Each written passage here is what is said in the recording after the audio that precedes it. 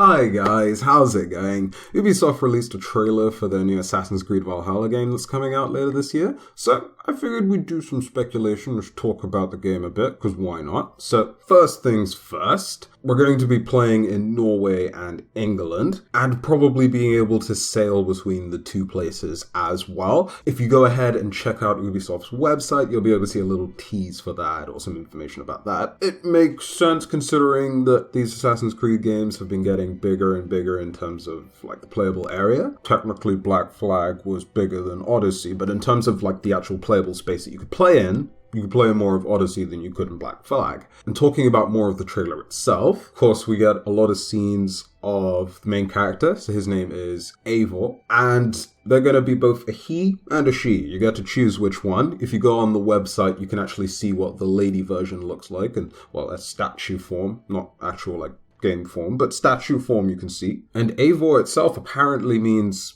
wise gift, for what it's worth. So naturally we'll be playing around the 8th century, a time where the Vikings raided England quite a bit. So usually the Northmen would attack places like monasteries and religious places like that, and thanks to that they were dubbed heathens by, of course, the Saxons. So a lot of these early raids were usually less coordinated, and Vikings would usually be paid to go back to their land, their home sort of deal. And really early on, they'd occur about once a year or so. But as the years progressed, the Vikings started to mount larger scale attacks. 865 AD, they amassed a horde of about 3,000 or so Danes and launched attacks across East Anglia. Eventually a truce was brokered between the invaders and the populace. Part of the terms of that truce being that the populace would supply the Vikings and Norsemen with horses. And here's where things get a bit funky, at least in terms of the motivation behind the raids or the continued raids of the Norsemen. See, supposedly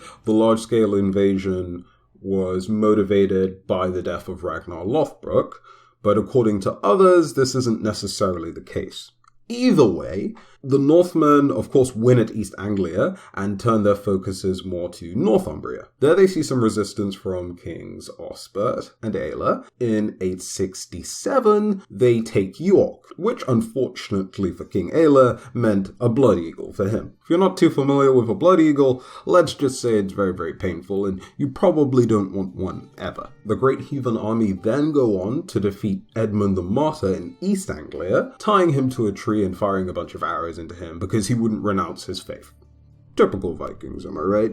Then they go on continuing to pillage places like churches and the like, before moving on to Wessex. But here, they actually start losing some of the early conflicts.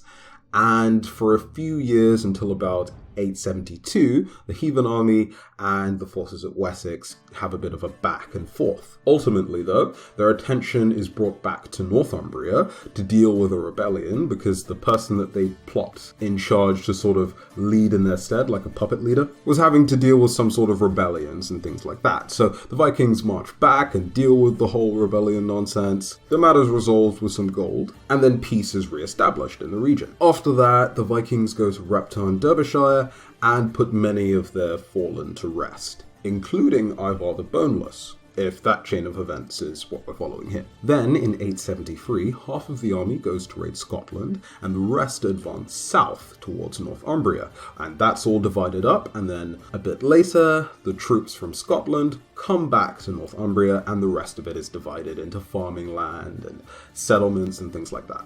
Then, a bit later, the Vikings have their final conflict with King Alfred the Great, and they're defeated for the last time. The Viking leader is baptized, and some land in the north and east of the country are gifted to the Vikings. Happy days, happy days. Just some extra stuff I spotted from the trailer. So, of course, Eivor has his hidden blade opposite where it usually is worn by a lot of the assassins in a lot of the games. And that's, besides however else they explain it in-game, also probably a callback to the fact that in Viking society, a free man was expected to own his own weapons. And it was, it was quite a prideful thing, right? To be able to show that you're, of course, a free man and that you have your own weapons. Because you can also see that it's sort of got some jewels It looks kind of nice. It's like styled out a bit there. So that's probably part of the reason he's wearing it like that as well. The only other character that we've seen wear the blade like that was, of course, Darius from Assassin's Creed Odyssey. All things considered, and considering the other games, they're probably going to have to explain more as to why the blade is being worn like that, but that's a nice touch. We can also see in the trailer like different things like Ivor stopping that Viking dude from attacking those like villagers.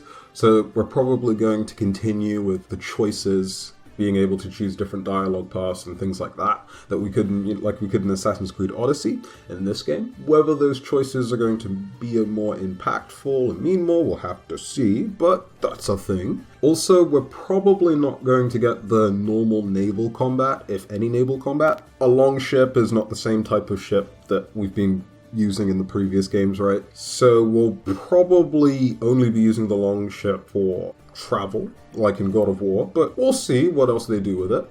As for the crew, apparently we'll be able to customize it and actually customize members of the crew for other players as well. So it's nice that they're thinking about that sort of multiplayer sort of component in there. Whether that'll link more to like raiding and multiplayer like that, we'll have to see, but that's nice as well. Also, at the end of the trailer, they threw in that little like berserker quest that you can get. So we're probably also going to be continuing with feeding into mythology with these games as well, which is also nice for us as well. But also we have the most important part of this reveal. It's not part of the trailer, but still, flitting. Okay, so essentially that means to quarrel, and Vikings would go back and forth at each other, exchanging sort of insults and things like that. Essentially, it's like a rap battle, but ye old style and Viking style. So yeah, like someone actually putting that into a game? Sure, let's see how they do that. And it's a mini game, so yeah. Probably means we'll be like unlocking different like verses and ways to insult people, so yeah. Loki did it too, so hey, there's a callback to mythology, so maybe they'll connect some mythology in there. Hey, maybe it even might take off like Gwent did, but we'll have to see. Overall, so far from this trailer, the game definitely seems a lot more like a Viking game than an Assassin's Creed game. Of course, we'll see where the Assassin's Creed elements come into it, but let me know your thoughts on this trailer as well, and what you think about the setting and all of that for Assassin's Creed. Are you, of course, hyped for the new game as well? Tell me your thoughts in the comments below, and if you enjoyed the video, go ahead and leave it a like and subscribe to the channel for more content just like this. But till the next one, have yourselves a great day, and I'll see you in a few. Bye-bye.